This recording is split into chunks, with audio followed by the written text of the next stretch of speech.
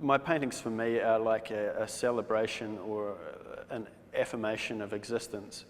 In the same way that a caveman might make a mark on a wall one day, is a very primitive, basic kind of childish will towards painting that I find it's an affirmation of existence.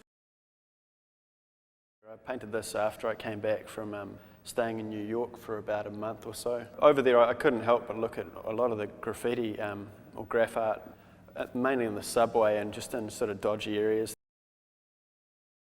Usuyuki, I painted in a bit of a daze. The word usuyuki actually means a light snow, which evaporates very quickly. It's a quote from another painting by Jasper Johns, an American artist.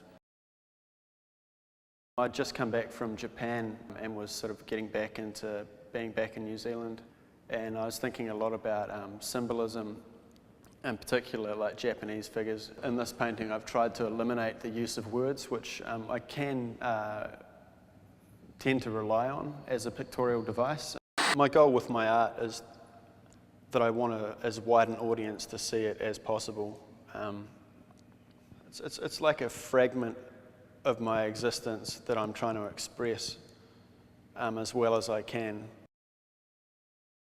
This painting is called Pillow Talk. At the time I was thinking about totem poles and sort of voodoo. A lot of the symbols and stuff like that are often referred to in other paintings of mine. There's sort of a tie between all of my paintings, sort of as like a basis of primitive expressionism. Olympia is quite a strong painting in that all the visual components of it seem to work quite dynamically with each other. The use of a window with bars is a really reoccurring symbol for me, the meaning of which seems to evolve. It tends to deal with the idea for me of being subconsciously trapped. I was interested in doing a real large-scale painting that had a lot of sort of dramatic elements to it.